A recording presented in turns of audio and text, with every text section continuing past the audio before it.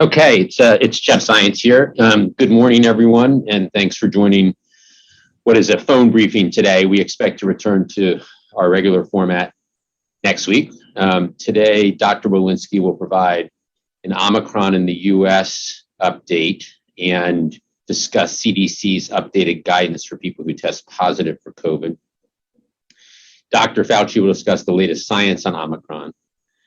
Before we turn to the doctors, I thought I would provide a brief update on the actions the administration is taking to ensure states, communities, and hospitals have the support they need in the coming weeks. For months, the Biden administration's whole of government surge response teams have been working hand in hand with governors and local health officials across the country to assess and address needs on the ground. More than 13,000 National Guard members have been activated in 48 states to support the COVID response, from vaccinations to testing to clinical care. These are state deployments that, thanks to the president's actions, are fully paid for by the federal government.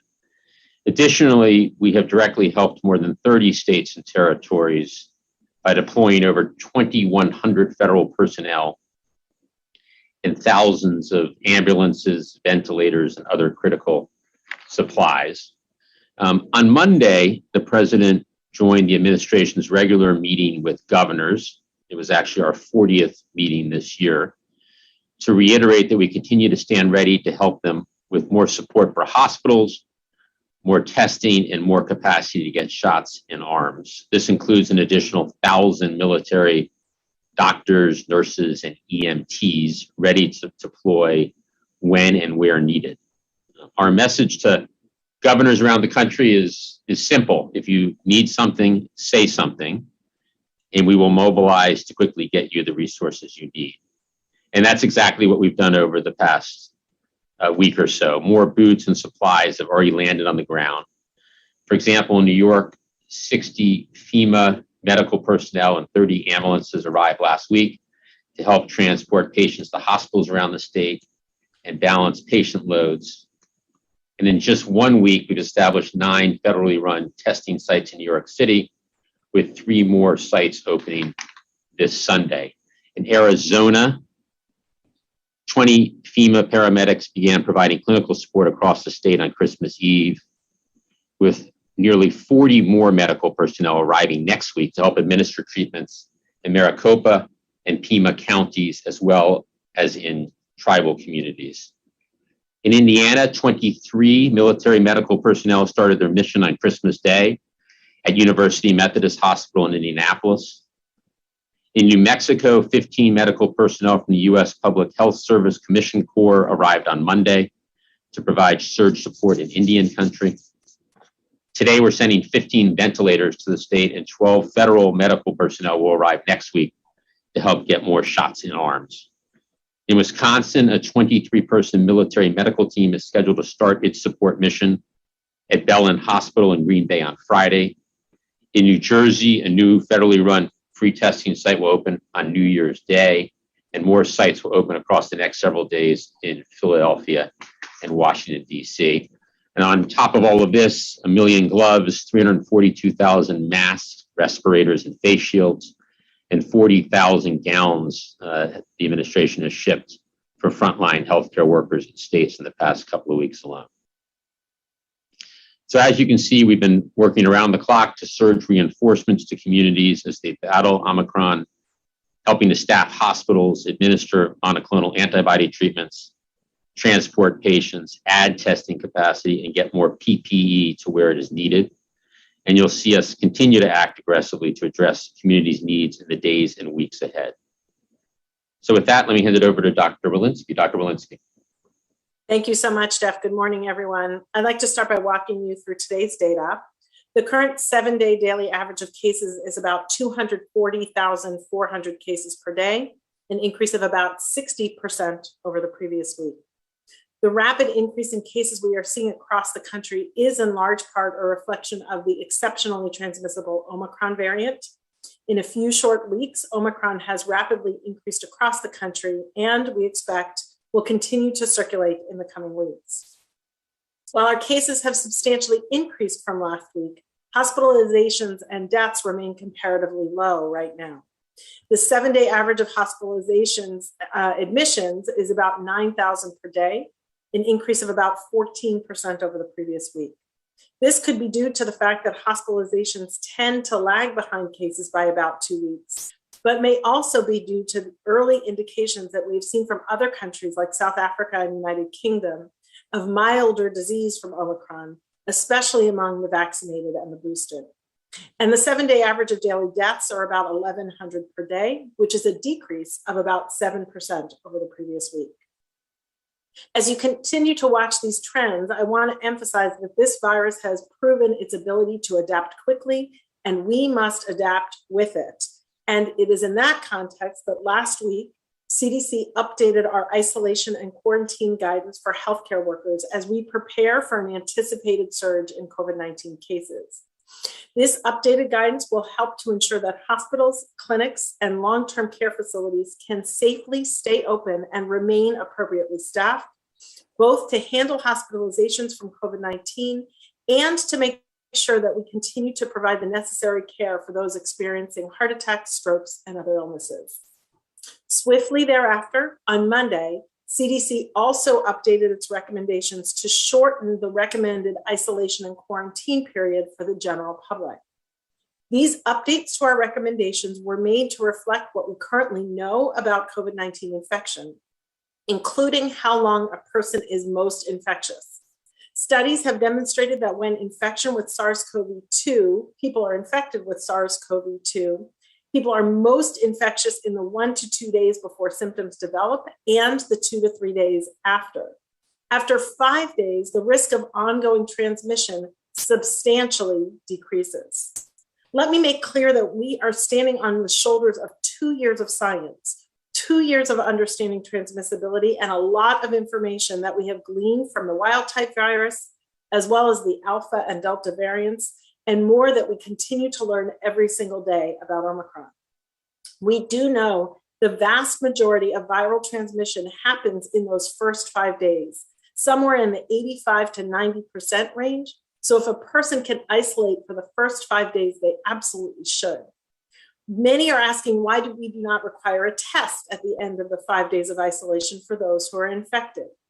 We know that PCR testing would not be helpful in this setting, as people can remain PCR positive for up to 12 weeks after infection and long after they are transmissible and infectious.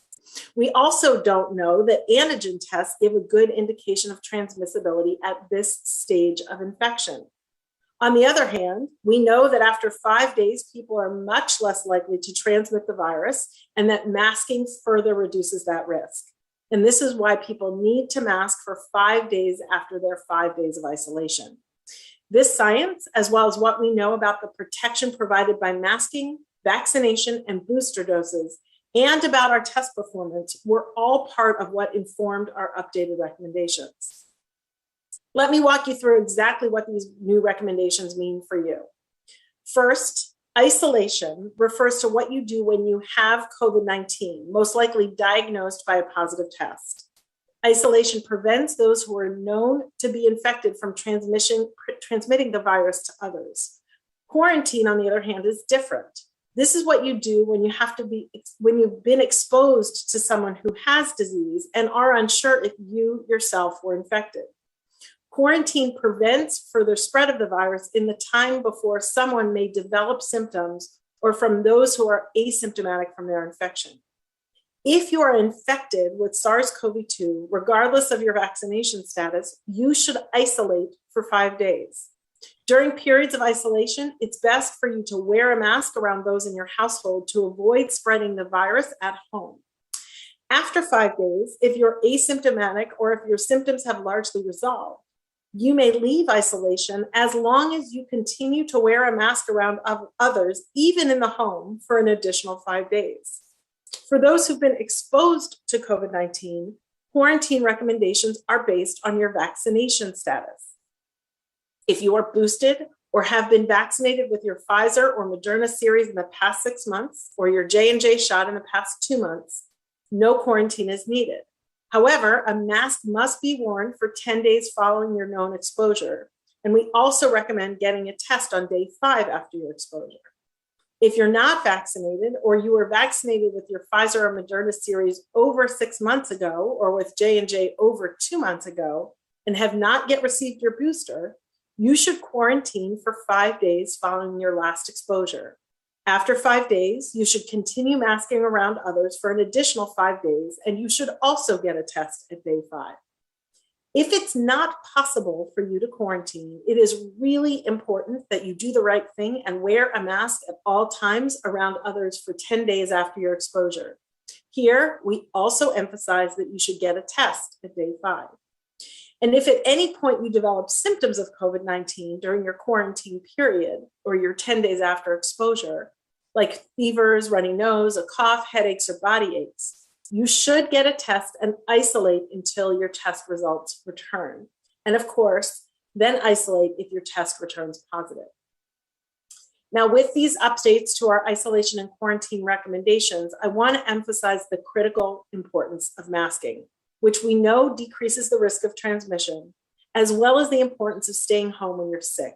If you're sick or have symptoms, it is best for you to stay home and to stay away from others. As we continue to fight COVID-19, prevention is truly our best option. This means for everyone getting, and for those eligible, it means getting your booster.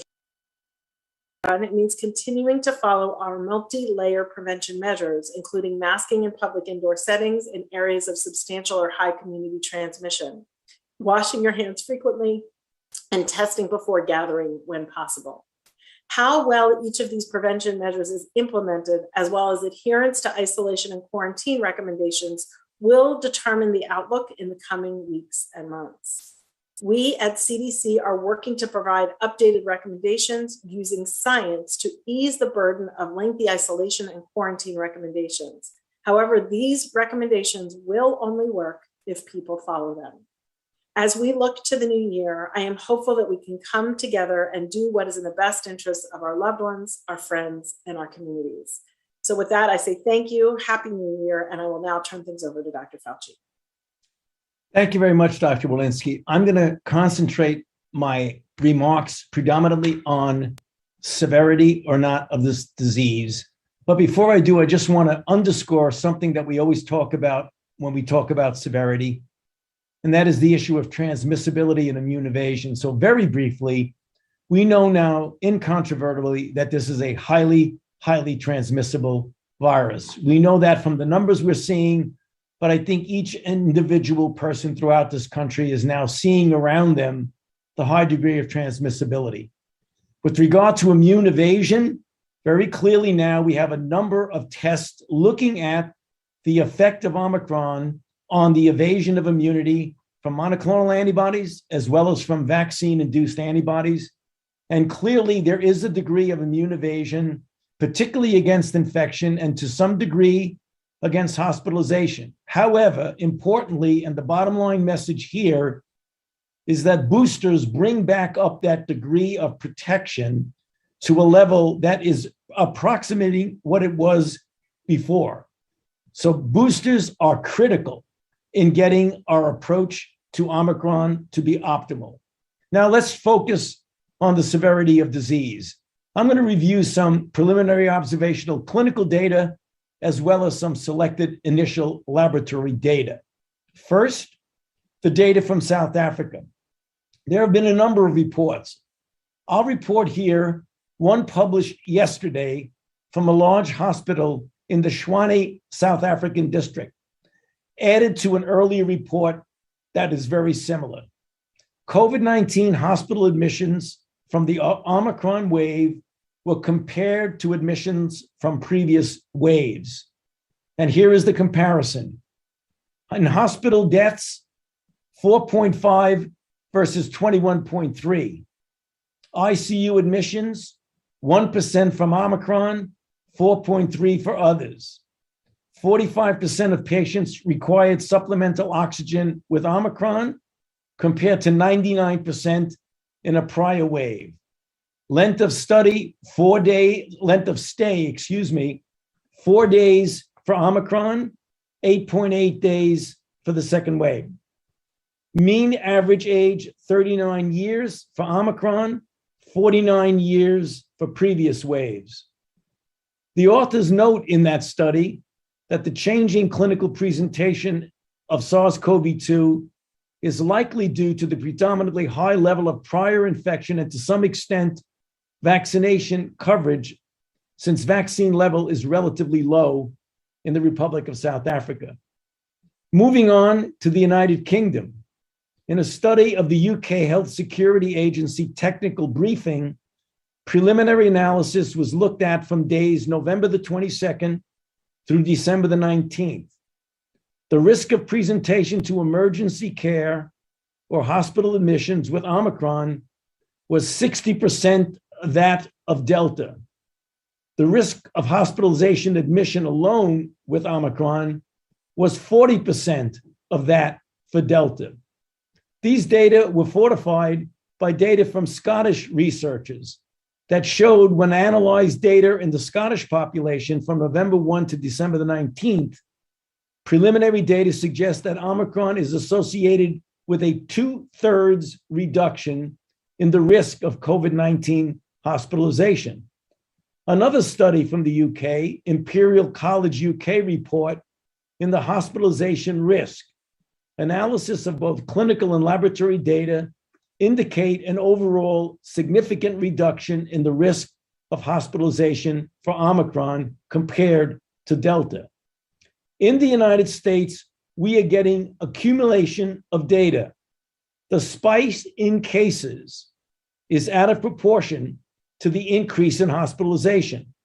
So if one looks at 14-day averages, the data as of last night indicate a plus 126% increase in cases and an 11% increase in hospitalizations. Now, we must remember that hospitalizations and deaths are lagging indicators. However, the pattern and disparity between cases and hospitalizations strongly suggest that there will be a lower hospitalization to case ratio when the situation becomes more clear.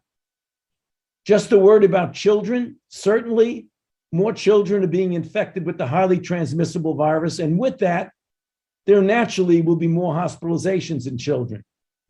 It is noteworthy, however, that many children are hospitalized with COVID as opposed to because of COVID, reflecting the high degree of penetrance of infection among the pediatric population. The final conclusion about the level of severity in children remains to be determined. And finally, some in vitro and animal data, which address the issue of whether or not there is inherent lowering of virulence of the virus. In a study from Hong Kong, it was shown that although Omicron replicates faster than Delta in the bronchus, there's less efficient replication in the lung.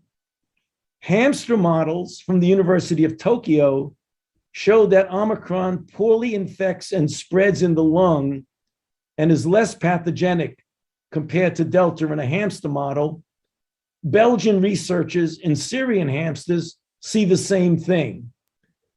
NIH-funded studies that are ongoing right now in both mouse and hamsters confirm the lesser virulence in the animal model, and studies here at the Vaccine Research Center at NIH in the non-human primate model are ongoing and will await results of that. So in conclusion, the data are encouraging, but still in many respects preliminary, yet they are getting stronger and stronger as additional data are accumulated. And it is still unclear how these data will translate to other demographically diverse populations in the United States and elsewhere throughout the world. But having said this, all indications point to a lesser severity of Omicron versus Delta. It is difficult to determine what degree of lessened severity is due to pre-existing immunity or the intrinsically lower virulence of Omicron, as suggested by the animal studies, or a combination of both. Increased transmissibility of Omicron resulting in an extremely high volume of cases may override some of the impact of the lower disease severity. And so we should not become complacent since our hospital system could still be stressed in certain areas of the country. And so to repeat what we say so often, and it deserves reemphasis, the risk of severe disease from any circulating variant, including Omicron, is much, much higher for the unvaccinated. And so adults and children who are eligible get vaccinated, and vaccinated people get boosted when eligible. Back to you, Jeff. Okay, well, thank you, doctors. And let's open it up for some questions. Over to you, Kevin.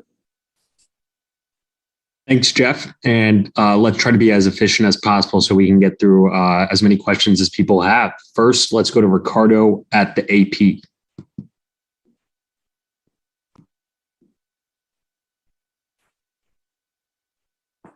Ricardo? Okay, can you hear me now? Now we can, yes. Thank you. Okay, sorry about that. It was a little slow there. Yes, I'd like to ask Dr. Walensky, what share of the infections that we're seeing now are accounted for by people, are breakthrough infections, basically? So what proportion of the cases we're seeing now are breakthroughs? Same for hospitalizations. What proportion are breakthroughs? And for Dr. Fauci, do you think that we're going to need a fourth shot, another shot, just to keep something like Omicron or whatever might be coming next at bay? Okay, so Dr. Walensky and then Dr. Fauci. Yeah, thank you, Ricardo, for that question. What I can tell you is that compared to people who are who are boosted, if you are unvaccinated, you are 10 times more likely to be a case and 20 times more likely to be a fatality. Compared to people who are unvaccinated, you are 17 times more likely to be in the hospital. So our vaccines are working really well to prevent severe disease and hospitalization and death. They're actually also working quite well to prevent cases, although we do know more breakthrough cases are happening in the context of Omicron. Dr. Fauci? Yes, thank you for that question, Ricardo. Before we start talking about a fourth shot, it will be very important for us to determine the durability of protection, particularly against severe disease, for the third shot booster of an mRNA and the second shot of a J&J. Right now, we don't have that information. It is conceivable that in the future we might need an additional shot, but right now, we are hoping that we will get a greater degree of durability of protection from that booster shot. So we're going to take one step at a time, get the data from the third boost, and then make decisions based on the scientific data. Next question. Go to Lori Garrett. Yes, my question is to Jeff. Over the last year and a half, roughly, we've seen a steady escalation in attacks directed personally against Dr. Fauci and generally against public health leadership, including death threats.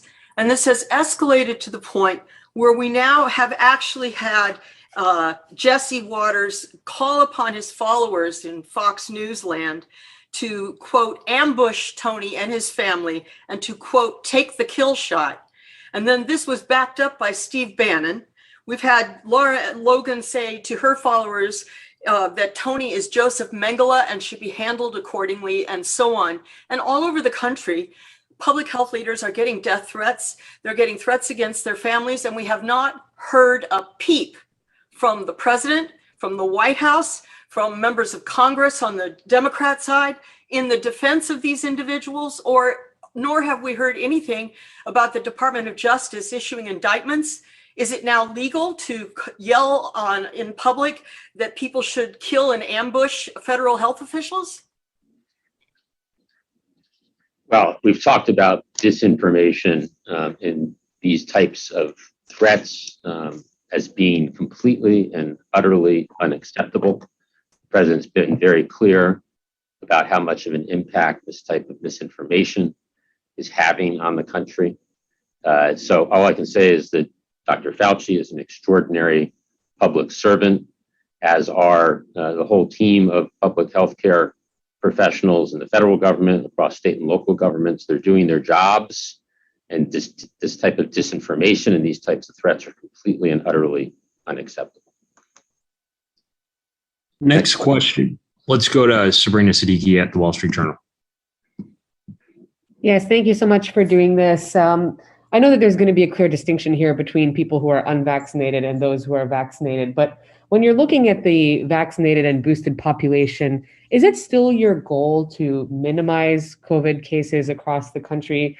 Or at this point, is it more about preventing further disruptions and learning how to live with the virus? So it'd be helpful if you can just kind of articulate where we are at this stage of the pandemic with respect to transmissibility and the expectation that many more people, even those who are vaccinated and boosted, will likely be infected with Omicron. Dr. Fauci, you want to go first here? Yeah, I mean, obviously, as we get further and further in experience with Omicron and perhaps even variants that might come after that, it's very, very clear. For example, with Omicron, if you have a larger number of infections, and as the data that I presented here indicate that looks like a significant lessening of severity compared to others, it becomes much more relevant as to what the seriousness of the impact on society is. We're never going to stop counting tests, but we're looking forward, as I think everyone feels is appropriate, that ultimately when we're going to have to, quote, live with something that will not be eradicated and very likely would not be eliminated, but can actually be at such a lower level of control, namely a control that does not disrupt society, does not disrupt the economy, that it will be much more relevant as to what the level of seriousness of impact is, as opposed to infection, which might turn out to be milder. So we very well may see a transition in that direction as the months go by. Next question. Let's go to Cheyenne Haslett at ABC News. Hi, thank you for taking my question. Can you guys hear me all right? Yes. Okay, great. I wonder, the FDA put out a confusing statement about rapid tests last night, and I was hoping to get some clarity. The statement said they're less sensitive detecting Omicron, but they still work. Can you clarify at exactly what phase people can actually trust rapid tests when they should be using them? And can you give an accurate number, or can you give a number for how accurate they are up against Omicron? And lastly, Jeff, if you have new numbers on what percentage of eligible people are boosted, I think you gave some about 2 weeks ago, that would be helpful. Thank you. Good. So I'll go first on the FDA test, and then Dr. Fauci, if you want to add anything. The FDA clearly recommends the use of authorized at-home tests. They are a critical tool in our efforts to stop the spread of COVID-19, as Dr. Walensky expanded on earlier with her guidance. And yesterday's release from the FDA was to keep the public aware of their ongoing work to evaluate the FDA authorized test level of sensitivity specifically to Omicron. But it's clear that they are recommending their continued use. Has been known for a while and was stated in their release, PCR tests are more sensitive than antigen tests. But I want to again emphasize that both are critical tools to stop the spread of COVID-19. Dr. Fauci, or Dr. Walensky, anything to add or subtract there? Well, I think you said it very well, Jeff. When you're dealing with an antigen test, everyone knows from the beginning that it is not, by the nature of the technical aspect of the test, as sensitive as a PCR. So it isn't 100% sensitive and not like a PCR, but it has a considerable degree of usefulness in a number of different circumstances, some of which Dr. Walensky has already mentioned in her remarks. What the FDA was saying, that when they were looking at the sensitivity with regard to Omicron, in some of the tests, there appears to be somewhat of a diminution, not a disappearance, but a diminution of the sensitivity. The fact that the sensitivity is diminished somewhat does not obviate the importance of the still advantage and usefulness of these tests under different circumstances. That was the message of the FDA. They wanted to make sure they were totally transparent in saying the sensitivity might come down a bit, but they did emphasize there still is an important use of these tests. And Jeff, if I might add to that, another important use is where we use them for serial testing in places like Test to Stay to keep children in school, in higher ed, to keep our college campuses safe. So lots of important uses in addition to the one I outlined. And if you're using them serially, you are able to easily give up a little bit in terms of sensitivity. On your question on boosting, I think importantly, we're continuing to boost about 1 million people a day, which is a good pace. Obviously, the more people who get boosted, the more people who get the highest level of protection. The data I do have off the top of my head is we're nearing 2 out of 3 seniors, those 65 and older, those who are most vulnerable.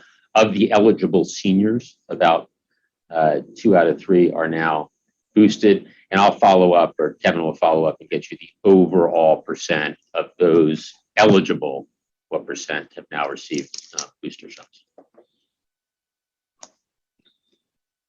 All right. Next question. Let's go to Joel Achenbach at Washington Post.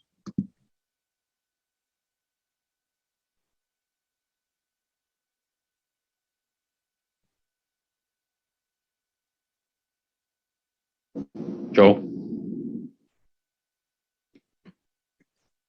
Kevin, we're not hearing anything on this end. Yes. Let's go ahead and go to Jeremy Diamond, CNN.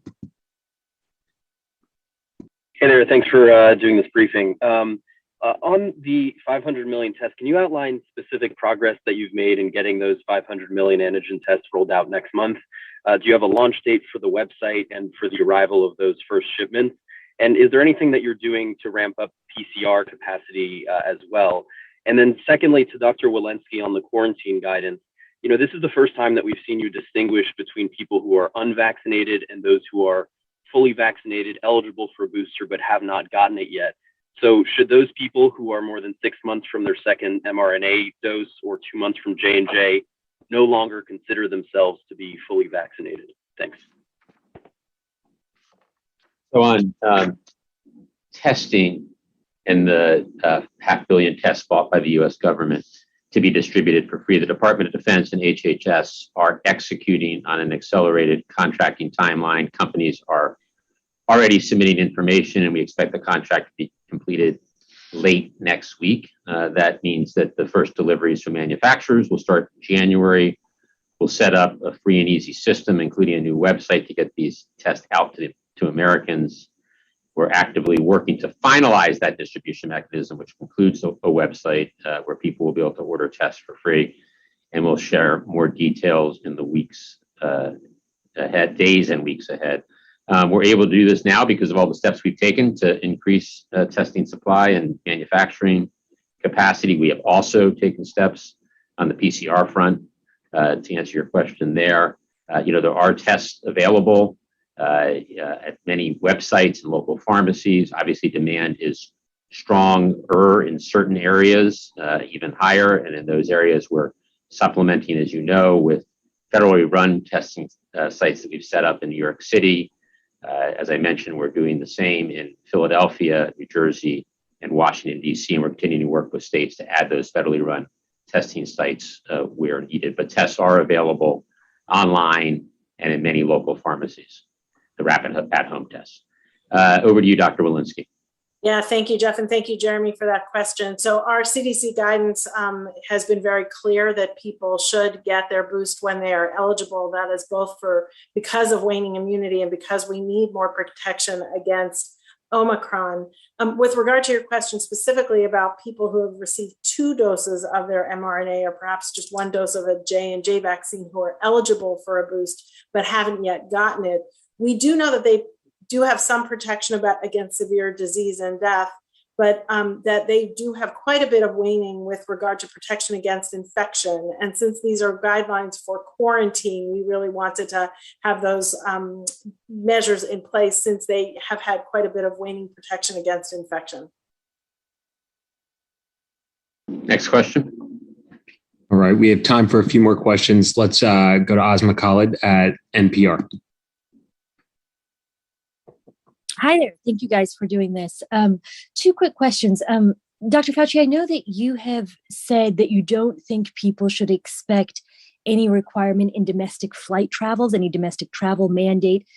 There have been, I'm sure as you all know, a number of public health experts who have been suggesting that would be a good move. So could you explain the science in saying you do not think that should be on the table anytime soon? And then for Dr. Walensky, I know you were on CNN this morning speaking to sort of risk tolerance around the changing quarantine guidelines and the idea that behaviorally also folks were not necessarily going to be under mild symptoms, willing to quarantine for up to 10 days. Can you expound on that for me a little bit? I know that there's been some pushback from people thinking that there are other guidelines that have been difficult for people to tolerate. Kind of case in point, as the mother of a toddler, keeping a mask on a toddler is one that I think many parents of young children would say is very difficult from a behavioral science perspective as well. So with regard to the issue of traveling, let me make sure we continue to clarify what I've been trying to do. I had said, and I'll say it again, that when we talk about keeping America safe and keeping our citizens safe, everything that is an intervention is always on the table and always discussed. And we discuss it regularly, literally on a daily and a weekly basis. The difference between requiring vaccination before you get on a plane to come from out of the country into the United States is for the obvious reason of keeping infection, particularly new variants, out of the country.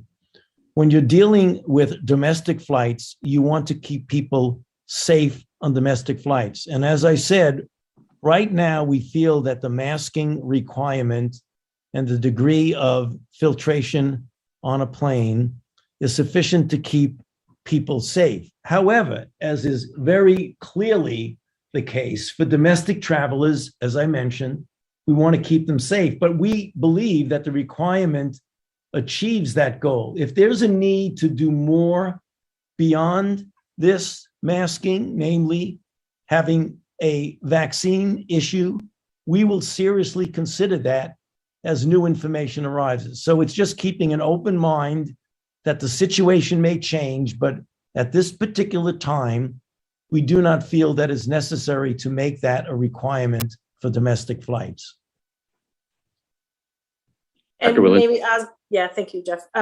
Asma, thanks for this question. I think you're referring to my discussion with regard to isolation rather than quarantine. And what we really do know is that the vast majority of your transmissible time is in those first 5 days. Up to 85-90% of all of your transmission is happening in those first 5 days, those 2 days before you have symptoms and the 2 to 3 days after. So we think it's most important to make sure that people are isolating during that period of time. And then any of that lingering small amount of transmission afterwards would be prevented by masking. Just one follow-up from a previous question on boosters. I did track down the data. So as I said, nearly 2 out of 3 eligible seniors, those ages 65 and older, have now been boosted. And for 18 and over, so the population 18 and over, 45%, about 45% have now received a booster of the eligible. But those numbers have gone up a lot, doing about 1 million a day. But as the doctors continually emphasize, everybody who's eligible should go get boosted as soon as possible. Next question. All right, we're going to do 2 more questions. Nate Wexel, The Hill. Hi, thanks. Just a question on the isolation and quarantine guidance. Why was there no distinction between vaccinated and unvaccinated with regards to the 5 days? I mean, is there evidence that the virus is going to be less contagious after 5 days, no matter what your vaccination status is? Yeah, thank you for that question, Nate. obviously vaccination and boosting is going to prevent you from getting virus to begin with. But if you happen to be one of those breakthrough infections, we have seen data that you, at least for other variants, that you peak at around the same place. If you happen to be a breakthrough than you would if you were unvaccinated. You may have a slightly steeper rate of decline than if you were unvaccinated, but in fact, most of that is still happening in the first 5 days, and therefore we didn't feel like we had enough granularity to distinguish between the two. Next question. Last question. Let's go to Evan Lambert at News Nation now. Thanks for taking my questions. I have two. So I'm still a little bit unclear on why isolation guidelines don't include suggesting a negative antigen test. If people can get one, why shouldn't they check to make sure they aren't infectious before they leave isolation? And then the second one, I guess maybe for Dr. Fauci, can we get a clear recommendation? Should Americans cancel their New Year's Eve plans? Thank you. Dr. Walensky. Yeah, so we do know that certainly a PCR, you can stay positive in your PCR for a long period of time. But with regard to the question of your antigen, is we do not know how well those antigen tests perform at day 5 in detecting transmissibility. And it is for that reason that we would say, even if you had a negative test, we would want you to mask. And even if you had a positive test, we would also want you to mask. And therefore, given that these antigen tests are not authorized for use in this way, we did not recommend them at that time. Dr. Fauci, New Year's Eve. Yes, thank you very much for that question.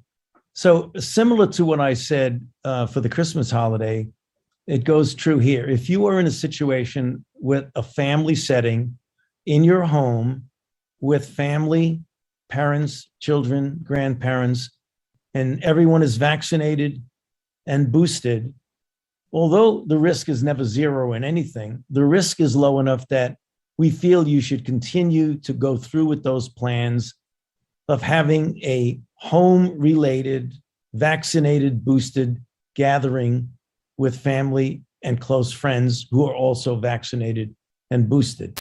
So it really depends on what your plans are. You said, should you change or cancel your plans? If your plans are to go to a 40 to 50 person New Year's Eve party with all the bells and whistles and everybody hugging and kissing and wishing each other a happy new year, I would strongly recommend that this year we do not do that. Thank you, everybody. Thanks for joining. I wish everybody a safe and happy new year, and we'll look forward to next week's return to our normal style briefings. Thank you.